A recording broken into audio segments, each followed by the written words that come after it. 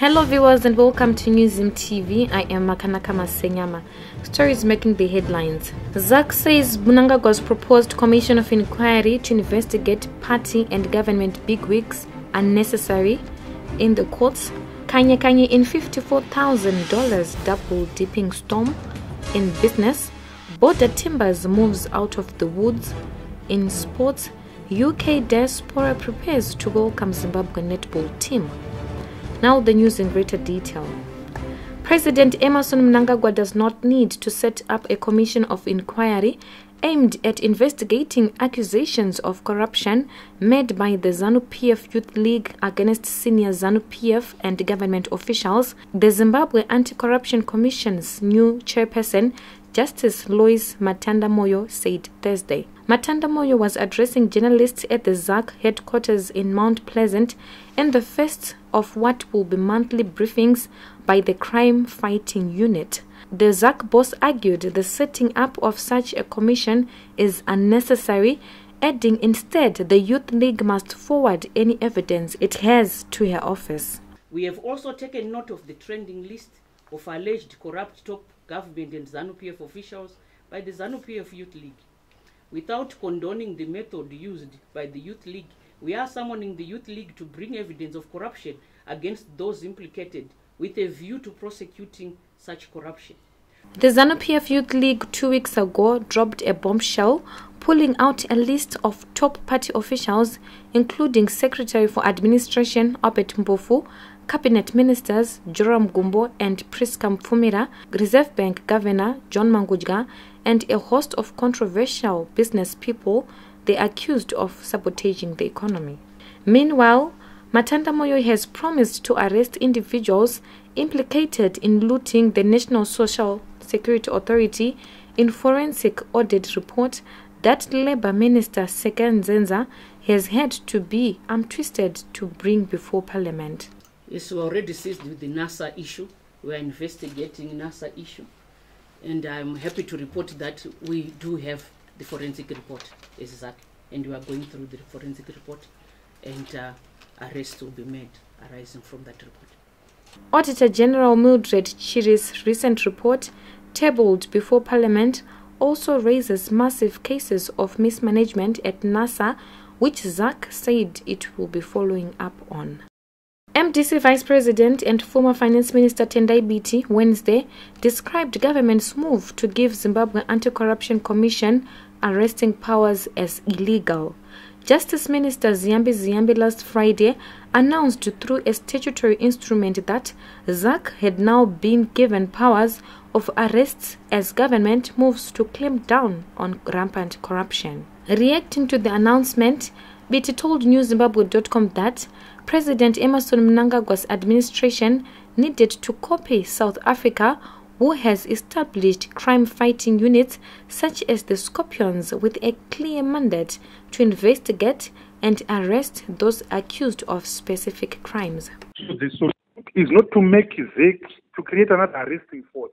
No. What you can do is to create a specialized unit within the police itself, kind of like the Scorpions in South Africa, kind of like the Hawks in South Africa. A specialized police unit which then works closely with the Zimbabwe Anti-Corruption Commission. ZACC's bid to fight corruption has been hampered by ineptitude on the part of police, who in some instances have been accused of slowing down progress in bringing suspects to court. Botched docket compilation and premature release of suspects. One of the most prominent cases was then acting President Phelekezela Mpoko's audacious move to have senior managers at Zinara arrested for graft released from Afundo police station in the middle of the night.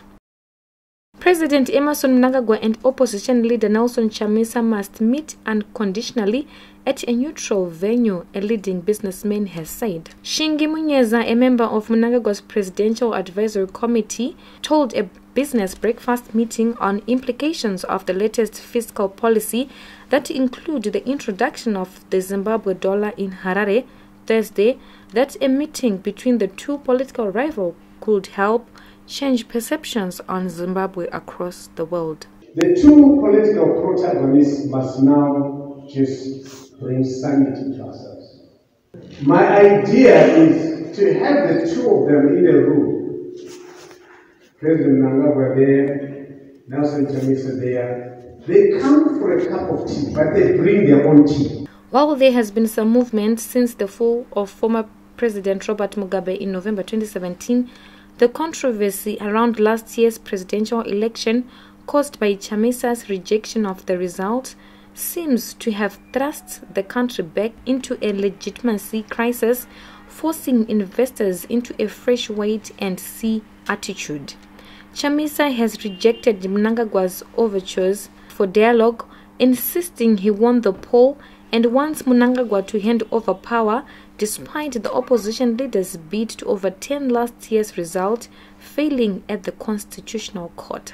In the courts, former Allied Timbers Zimbabwe Limited Chief Executive Officer Joseph Kanye has been accused of trying to benefit twice after he reportedly successfully applied for auctioning of his former employer's movable property despite having been paid his terminal benefits.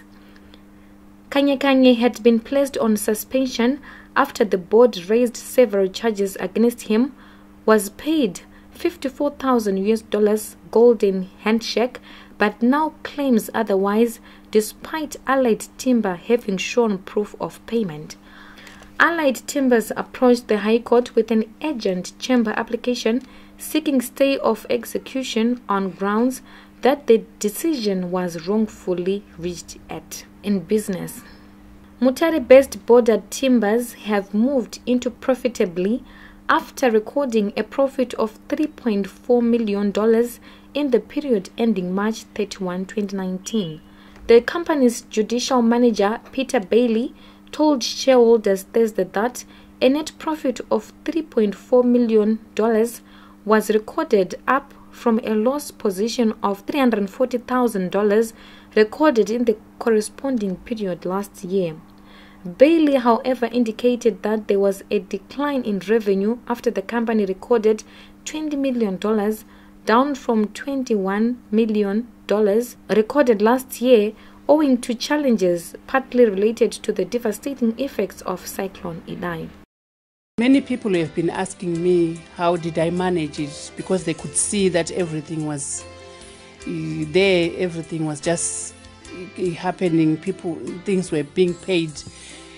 So I've told people that it was through Diaspora Funeral Cash Plan.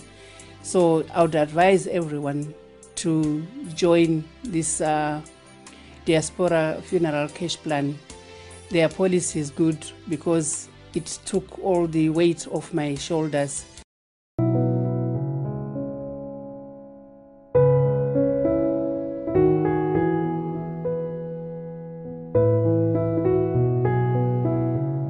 We end with sports. Zimbabweans in the diaspora, among them different organizations, companies and individuals, mainly in the UK, have jumped to the aid of the country national netball team, the Gems, who are set to participate in the Netball World Cup in Liverpool.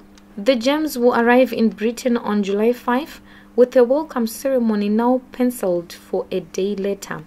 Various packages have reportedly been organized to cater for the team's welfare during the period of the World Cup, in which the first-timers are one of 19 teams taking part at the global showpiece. The Zimbabwe Achievers Award Foundation, in partnership with organizations and companies such as Diaspora Funeral Cash Plan, Ziwa, Nestlin, ExpressLink International, Indlovukazi, Zimthrive, and Chilton Support, have come together to organize the welcome ceremony.